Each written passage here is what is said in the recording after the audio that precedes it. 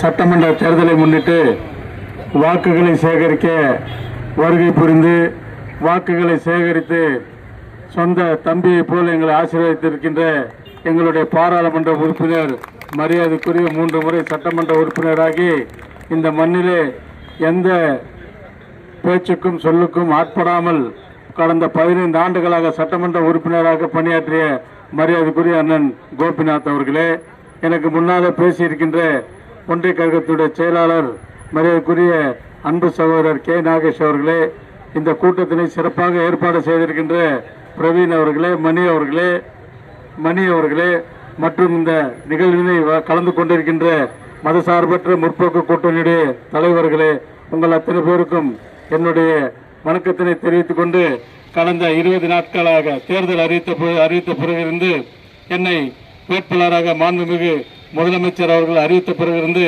இந்த தேர்தல் களத்திலே அங்கும் இங்கும் சுற்றி தன்னுடைய வியர்வை சிந்தி பணியாற்றிய மதசார்பற்ற முற்போக்கு கூட்டணி கட்சியினுடைய தோழர்களுக்கும் அவர்களுக்கு துணையாக இருந்து பணியாற்றிய அனைவருக்கும் இந்த நேரத்திலே என்னுடைய மனமார்ந்த நன்றியினையும் வணக்கத்தினையும் தெரிவித்துக் கொண்டு, தேர்தல் என்பது சாதாரண ஒரு விஷயம் அல்ல.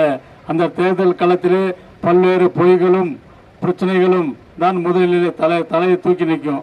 உண்மை போய் ஸ்லோவாக வரும், பொய் கொஞ்சம் வேகமாக வரும். அது பொய்க்கு உண்டான தன்மை.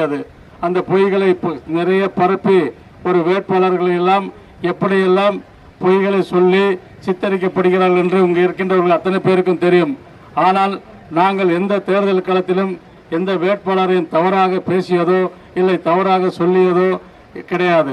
ஆனால் எங்களுடைய மாண்புமிகு முதலமைச்சர் அவர்களுடைய 5 ஆண்டு சாதனைகளை சொல்லி வாக்குகளை கேட்டோம். நாங்கள் என்ன செய்ய போகிறோம் என்று சாதனைகளை சொல்லி வாக்குகளை கேட்டோம்.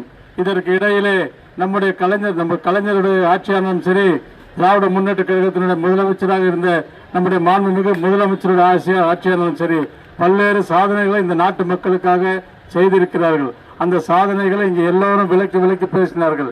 இந்த பேரிக்கையிலே இன்றைக்கு தேர்தல் பிரச்சாரம் இங்கே நிறைவு செய்கின்றோம். இந்த இடத்திலே நான் ஒன்று சொல்லிக் கொள்கிறேன். தேர்தலிலே பல்வேறு சூழ்ச்சிகள் இருக்கும். அந்த சூழ்ச்சிகள் எல்லாம் முறியெடுத்து தர்மத்தினை வாழ்வதனை சூதுக்கவும் இறுதியில் தர்மம் வெல்லும் என்ற மகாபாரதத்தின் சொல்லை இந்த இடத்திலே நான் அனைவருக்கும் நினைவு கூற விரும்புகின்றேன். ஏனென்று சொன்னால் என்றைக்கும் தர்மம் வெல்லும். அந்த தர்மத்தின் நாயகனாக எங்களுடைய மாண்புமிகு முதலமைச்சர் அவர்கள் இருப்பார்கள் என்பதை இந்த நேரத்தில் நான் பெருமையோடு சொல்லிக்கொள்ள கடமைப்பட்டுகிறேன். வாக்காளர் பெருமக்களிடம் நான் சொல்லிக்கொள்ள கேட்டுக்கொள்வதெல்லாம் ஒன்றுதான். ஏனென்று சொன்னால் உங்கள் விரலிலே தான் இந்த நாட்டினுடைய முன்னேற்றமும் தலையெழுத்தும் இருக்கின்றது. உங்கள் விரல் நுனியில தான் நீங்கள் அழுத்துகின்ற பொத்தானில் தான் இந்த நாட்டினுடைய தலையெழுத்தை இருக்கின்றது என்று நீங்கள் சிந்தித்து பார்க்க வேண்டும்.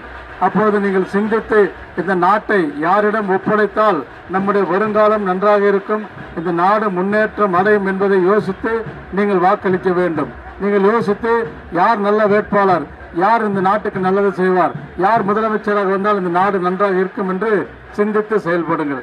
இது ஏன் சொல்கிறேன் என்று சொன்னால், ஏற்கனவே டோக்கன் கொடுத்து போனவர்கள், ஏற்கனவே கடந்த தேர்தலிலே டோக்கன் உங்களுக்கு வீடு வீடாக வந்து டோக்கன் கொடுத்து போனவர்கள் எல்லாம் இன்றைக்கு மீண்டும் செக்கு, அது இங்க கூட நம்ம பேசிய நண்பர்கள் சொன்னாங்க, பேங்க் ஆஃப் பரோடா என்று சொன்னார்கள். பேங்க் ஆஃப் பரோடா செக்கை கொடுத்து போயிருக்கிறார்கள், 2000 ரூபாய் டோக்கன் கொடுத்து போயிருக்கிறார்கள். ஆக அவர்களுக்கு இந்த நாட்டு மக்களிடம் சொல்லி வாக்குகளை சேகரிக்க எதுவும் இல்லாத காரணத்தினால் இதை போல செய்திருக்கிறார்கள். அதையெல்லாம் நீங்கள் நினைவில் கொண்டு வாக்களிக்க வேண்டுமாய் கேட்டுக்கொள்கிறேன். இங்கே இன்னொன்று விஷயத்தை நான் சொல்ல விரும்புகிறேன். எங்களுடைய தோழர், எங்களுடைய தம்பி கார்த்திக் மறைந்திருந்து போனாலும் கூட எங்களுடைய தேர்தல் களத்திலே அவருடைய மகள் இங்கே வாக்குகளை சேகரித்து சென்றால், இதுதான் திராவிட முன்னேற்ற கழகம். தான் இல்லாவிட்டாலும் தன் சதையாடும் என்பதை போல நான் இல்லை என்றாலும் என்னுடைய வாரிசுகள் இந்த தேர்தல் களத்திலே இருப்பார்கள் என்று சொல்லி அந்த பெண் வாக்குகளை சேகரித்து எங்களை எல்லாம் இங்கே மெய்சிலிருக்க வைத்தது. எனவே இங்கே ஒன்று சொல்லிக் கொள்கிறேன். திராவிட முன்னேற்ற கழகத்தை யாராவது அழித்து விடலாம், ஒழித்து விடலாம் என்று நினைத்தால் கண்டிப்பாக அது முடியாது.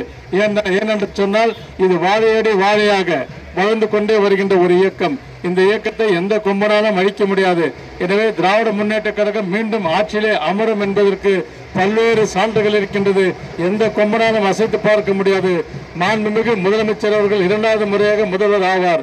இந்த ஓசூர் சட்டமன்ற தொகுதி நம்முடைய கூட்டணி கட்சியினுடைய அனைத்து தலைவர்களுடைய ஆசையுடனும் இந்த ஓசூர் தொகுதி மக்களுடைய ஆசையுடனும் மூன்றாவது முறையாக திராவிட முன்னேற்ற கழகம் வென்றெடுக்கும் என்று சொல்லி இங்கே உழைத்து வந்த உங்களுக்கு இயக்கத்திற்காக உழைத்த வாக்குகளை சேகரித்த நேரடியாகவும் மறைமுகமாகவும் எங்களுக்கு ஆதரவளித்த அத்தனை பேருக்கும் என்னுடைய வாழ்த்துக்களையும் நன்றியை இந்த நேரத்தில் சொல்லிக்கொண்டு என்னுடைய வாக்குகளை நிறைவு செய்கிறேன். நன்றி, வணக்கம்.